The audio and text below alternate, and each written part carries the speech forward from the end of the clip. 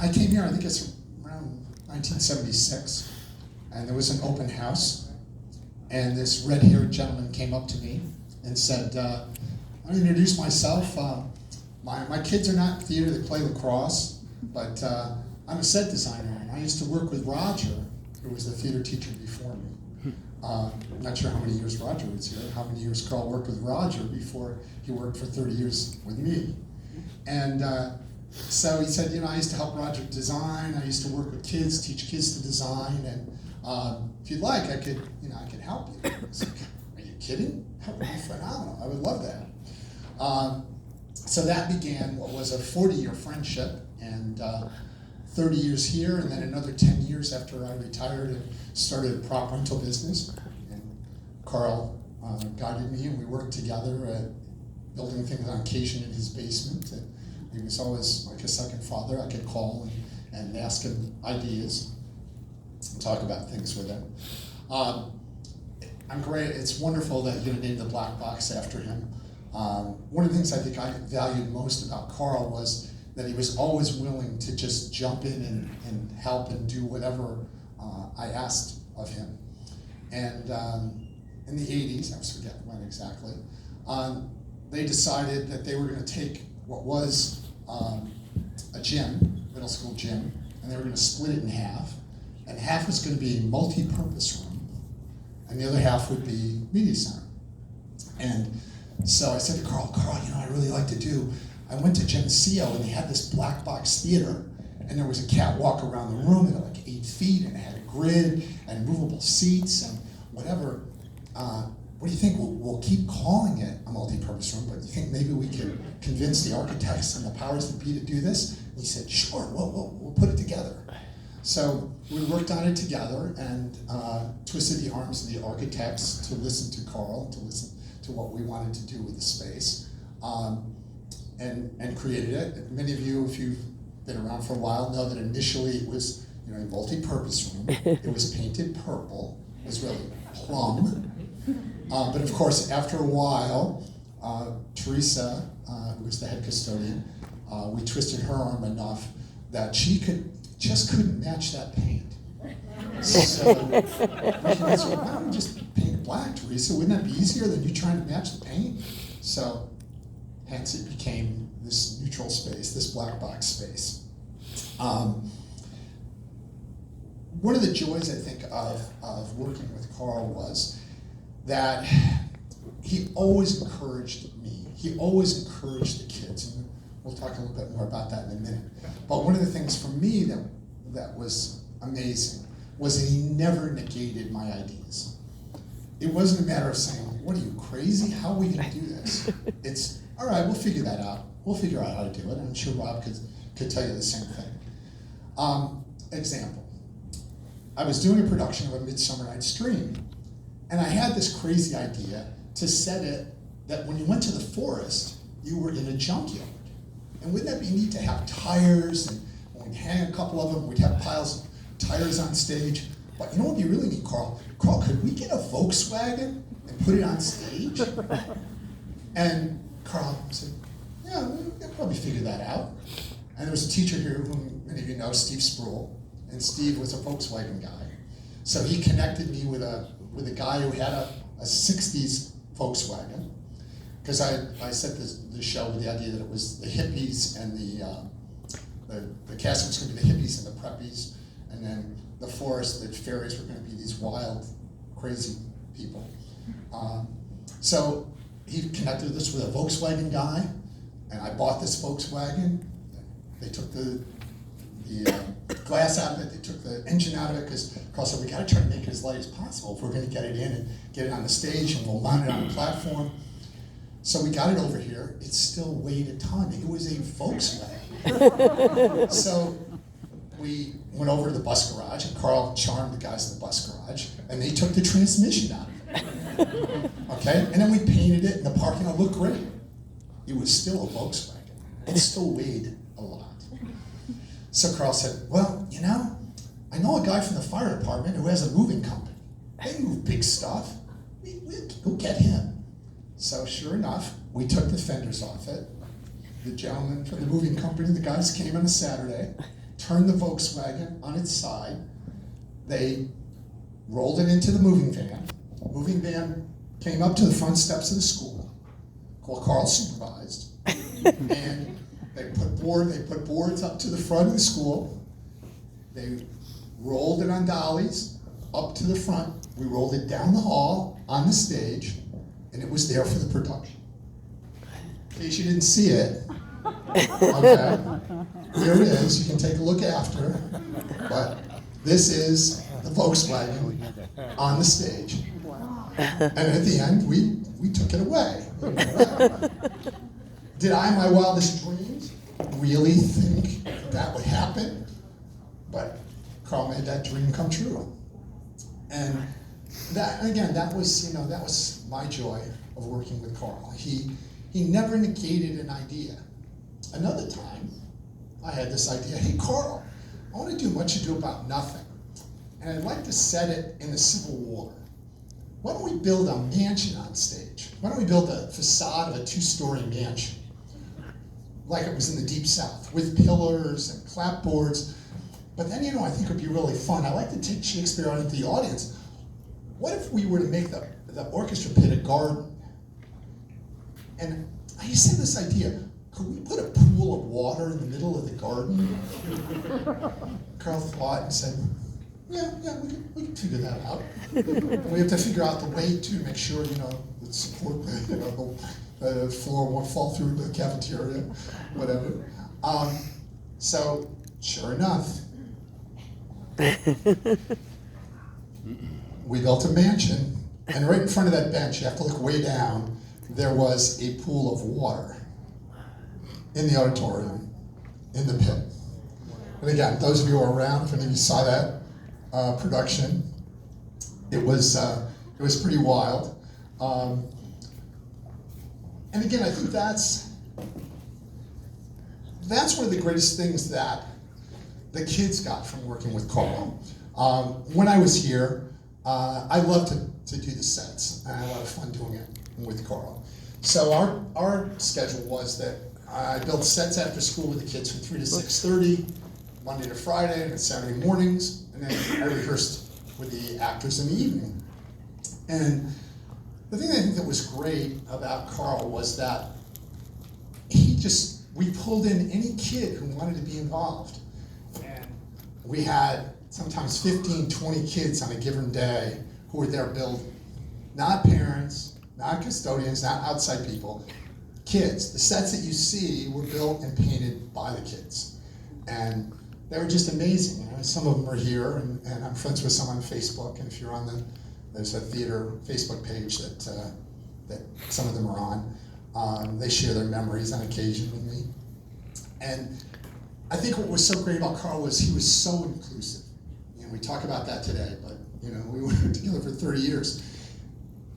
We had kids on the crew. We had a boy whose father was the head of cardiac surgery at St. Francis.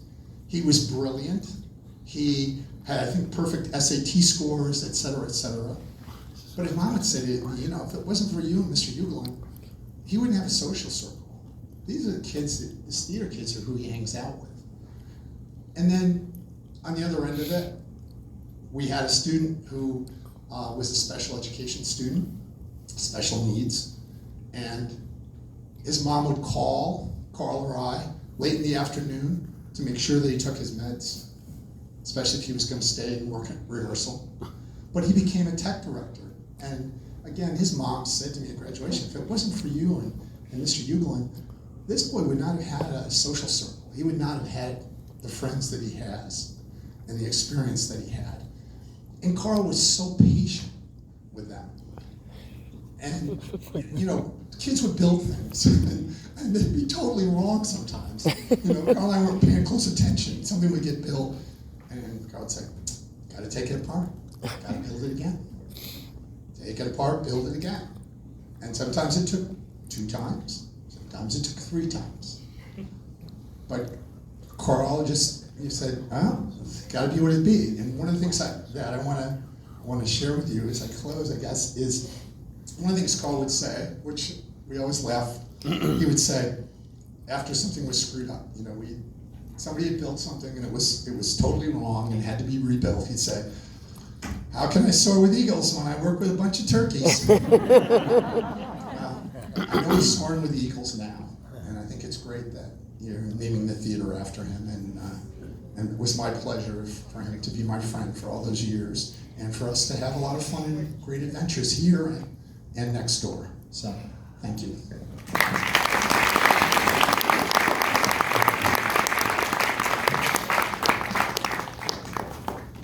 Thank you so much, John. What amazing photographs and what an amazing tribute to Karl's incredible skill as a designer. We're going to hear tonight from some people who worked with Karl, who were administrators, who were teachers, who were students, and who were parents. And I thought we would start off by hearing from Anthony Ambrosio, who is the former head of the arts department and human resources. And so, Anthony, come on over and let's hear about your memories about Karl.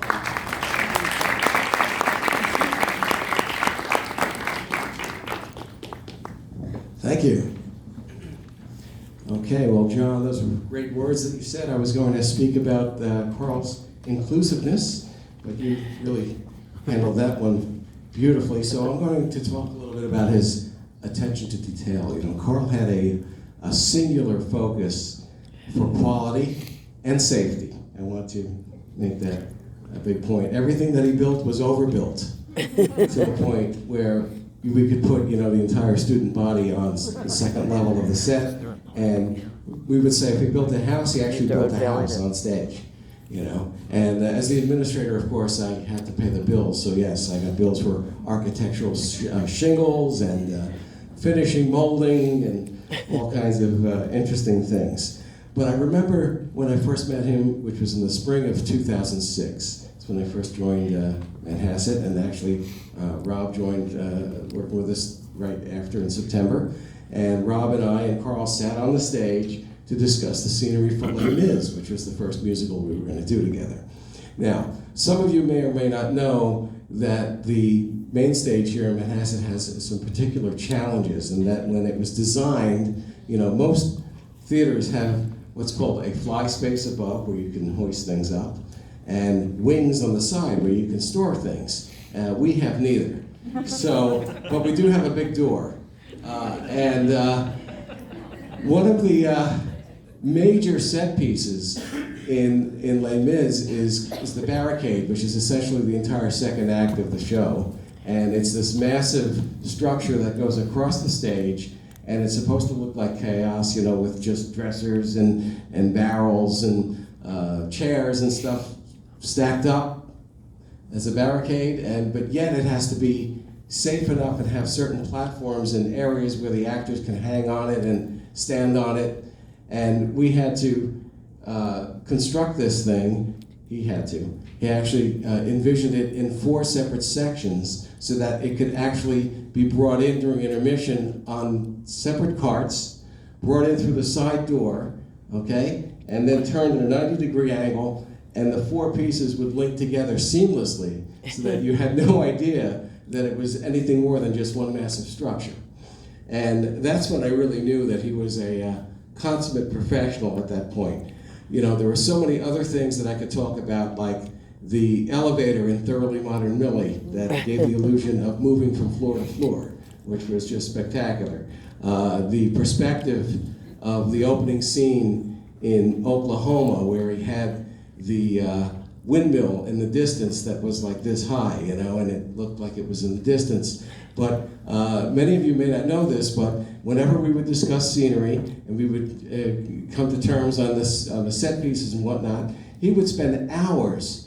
Now this is old school, okay? So it's not digital design, it's not CAD or anything like that. He would spend hours meticulously constructing scale models. He had a mock-up of the theater, of the stage, and he had a scale model built of each scenery piece so that we could look at it from the perspective of the audience. And it was accurate for our theater. which was just spectacular. He'd do this little pieces of paper and oak tag and toothpicks, and that was an entire process that took sometimes weeks for him to accomplish each scene. It was just amazing. Over the years, I really got close to him, and we would speak about the kids and the program, and he had such an interest not only in his projects and the scenery and what was taking place backstage, but just in the well-being of all the kids and the school community as a whole.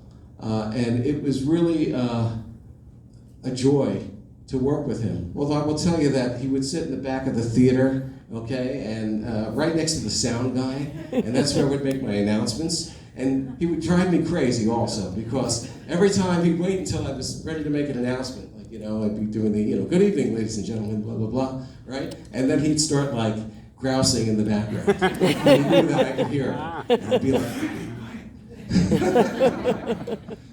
actually, I think it was more like, shut up! But it was all in good fun. He did that to tweak me a little bit, and we really had a great relationship going through the years, and we did some incredible shows, and I, as an administrator, I did really whatever I could to get the supplies and the materials that he really required for him to execute his vision. And it was incredible. I mean, the mansion that he built for John is incredible, and he did several large structures for us as well that were all incredibly well finished. I mean, right down to the finest detail. And that's something that you don't see in a high school production. Beyond that, Karl was just he came across to a lot of students as, this crusty old guy, especially later on. And once you got to know him, you knew that he was really behind you all the way, and he was going to help you develop. And case in point, there were several students who may or may not be here tonight, but a number of students who've gone on to great success in the technical theater field, and a lot of that has to do with Karl's influence. And beyond that, of course, everything that he's done with the community, with the Stephen Hueglin Scholarship, his work with the fire department.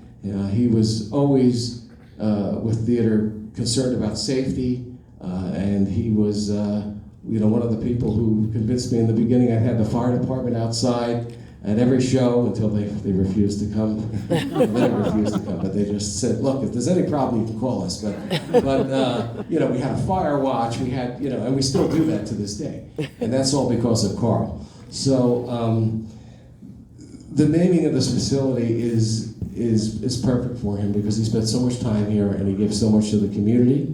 I am better for knowing him, and I know that the community has gleaned quite a bit from his contributions, and I can't think of anybody whose name would be better set in bronze in honor and having this facility named for him. So thank you very much.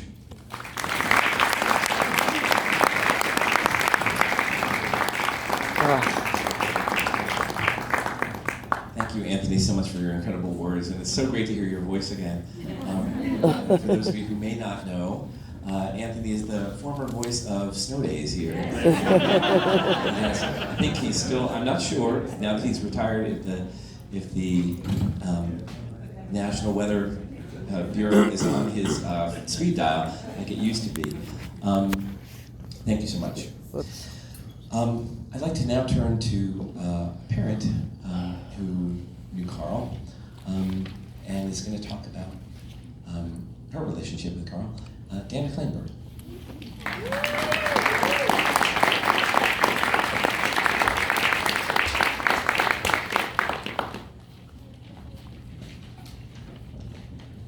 I apologize, I am not a public speaker, so I wrote this down. So my apologies in advance. Hi, Rob asked me if I would share some thoughts about Karl. The first time I met Karl was during the production of Oklahoma, which was my son Adam's second show. The parent in charge of sets had sent out an email looking for someone to go to a particular store in the city to pick up fake vines to attach to one of the set pieces. As I had been looking for ways to become more involved and also worked in the city, this seemed like it would be easy, but of course it wasn't. After I found out that the store I was supposed to go to no longer existed, I panicked and searched no fewer than 10 stores in search of the vines. I finally collected them and sighed in relief that my job was done. When I triumphantly brought the vines to the stage, Karl said to me, "Good, now attach them to this house." Although I had no idea what to do, I accepted the staple gun and did my best. And after that was done, there was painting to do, and set building. How could I say no to Karl? I was stuck, and I liked it. Over the years, I became more involved with the costumes for the shows, and less involved with the sets. And Karl always guilted me about it. I remember many Saturday costume workshops when Karl would come into the black box, annoyed that Rob was in there working on costumes instead of being on stage working on sets. Inevitably, he and I would start chatting, and he would tell me about his family or his work experiences, and time would fly until I noticed Rob giving me dirty looks because I wasn't actually doing the work I was supposed to be doing. But there was no way I was going to tell Karl I had to get back to the costumes. They would just have to wait until Karl was finished. While she was in high school, my daughter Sydney performed in her first big role in a play in Great Neck. We were both really, really touched that Karl went out of his way to come see her perform. Karl visited our family while we were sitting Shiva for my father-in-law. That meant so much for all of us. As Karl grew ill over his last few months, several of us theater parents visited him in his rehab facilities and helped him out in various ways. He asked me several times to pick up his mail from the post office and bring it to him, and then we would visit for a while. No matter how unwell he must have felt, he always seemed to appreciate the visit, and I always felt privileged to be there with him. I have always appreciated the bonds Karl had with the crew kids. He had such an impact on so many young lives. I don't know how many careers grew out of what students had learned from Karl, but I know that there have been quite a few. And there were so many more students who were given a place to be who they were, to feel at home at Manhasset High School, where it can be hard to fit in if you're not an athlete. Karl gave so much to so many people over his years at Manhasset. He was one of the most generous people I have had the fortune to meet. I am so happy that we are able to dedicate this space to him so that he will be remembered by us and recognized by future students who did not have the good fortune to be able to know him while he was here with us. Whenever I come back to this theater, I will be thinking of Karl. Thank you.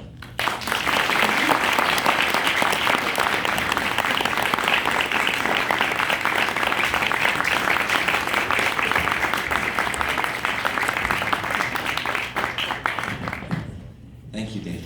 That was lovely.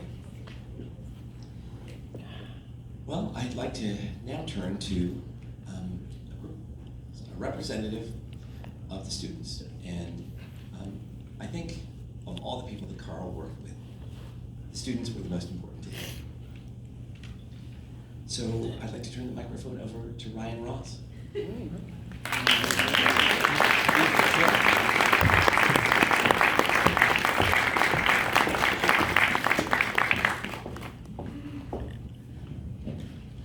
Hi, I'm also not a good public speaker, so I wrote some things. I had the privilege of working with Karl during my middle school and high school years. Dear, sweet, irascible Karl and his incredible set designs. As one of the few women who infiltrated the boys' group, he provided us all a place to go and feel welcome. It became a home away from home. He taught us how to use power tools and to become empowered as people. The theater arts and art skills we learned from Karl helped us become team players, to think fast on our feet, to problem solve, and shoot for the stars no matter what. I graduated Syracuse University's drama department and worked on countless productions there. Nearly all of them never achieved the sheer level of experience and detail Karl Hueglin had in his sets. I then proceeded to go and get my union card and work on multiple Broadway sets as a prop artisan because of him.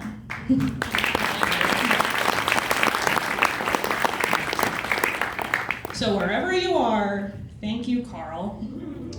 You deserve this dedication, the Black Box Theater in your name. May you forever live in the applause and ovations gathered in these productions here.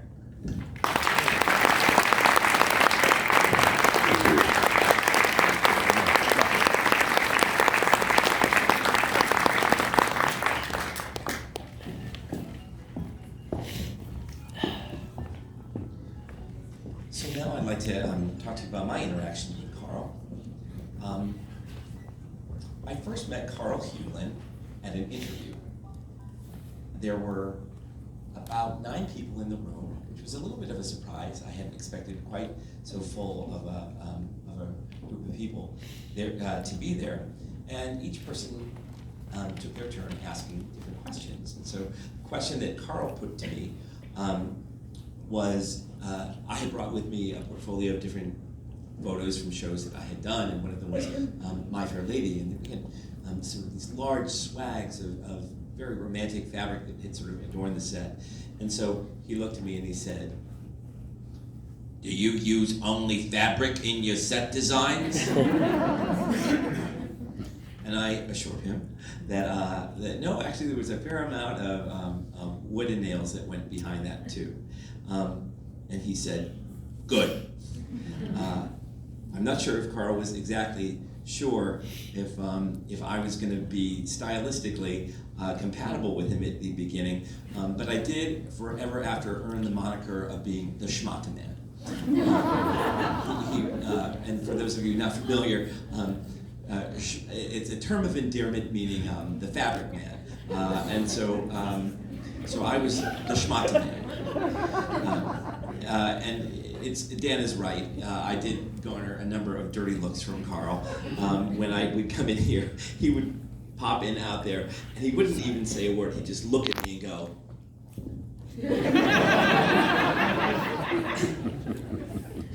And then he would grab Dan and complain how I was a Schmata Man. So, in any event, I must have passed the Karl test because I was invited back to teach a demo lesson, and ultimately got hired. And when I was in my conversation with the principal, whom I had just met,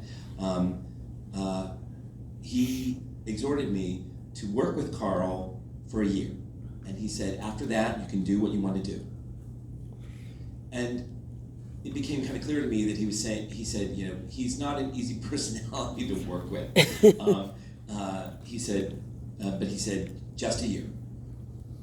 So I walked away from that meeting a little surprised, but determined to do my best. And we went forward with Les Mis, a nice easy show for my first one. And I sat down with Karl, and we started to plan the show. And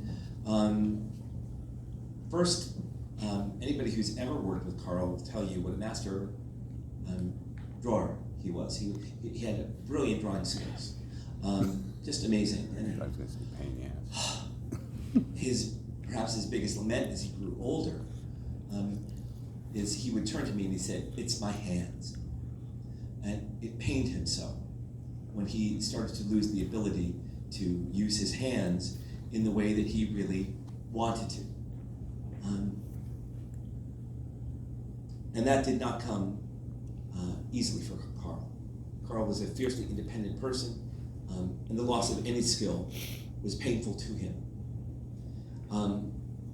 But at this point in his career, he was still drawing beautifully and did a masterful job. And so I saw these gorgeous drawings and I thought, sure. Well, let's see what it looks like when it's done. And fast forward about 5 months, there was a set of my dreams. Karl had replicated it to the T. I had never worked with a designer who was able to fabricate both beautiful plans and beautiful designs. The result was as gorgeous as the process. So, as we proceeded to make the barricade, he placed each item on the barricade with the precision of a surgeon. He understood that actors had to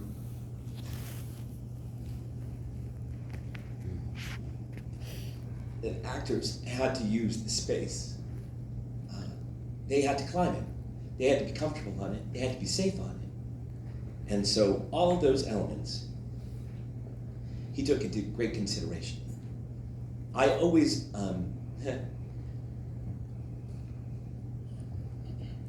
he loved to tell the story of a time when he was a young designer and he was doing a production in which all of a sudden they wanted the entire cast, crew, everyone who was involved in the production, designers, technicians, to all come out and sing White Christmas. It was part of the show. And so Karl came out and he started to sing White Christmas. And the director of the show came over to him and said, "Karl, maybe you should stick with the nail." And Karl kind of gave him a look like he walked off in a peak.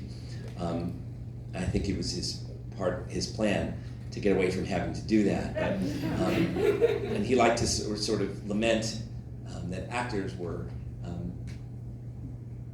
difficult to work with and temperamental. But in truth, he was always looking out for their best interests. And I saw that day when he was placing each item so carefully on the barricade. At the show, he began a tradition which was sitting on a tall stool at the back of the auditorium, as Anthony attested to. And he would hold court during the show. It was, in fact, I often, at that first show, I thought, my goodness, this man is louder than the Student Revolution on stage. And there were a few complaints. But honestly, most of the time, it was Karl saying, "It's beautiful. Look at the kids." At the end of the year, after having gotten through Les Mis and a beautiful production of The Matchmaker, which to this day I'm absolutely stunned that we didn't kill around 20 children putting it together, I asked myself, what do you want to do with Karl? And without even thinking for a moment, I knew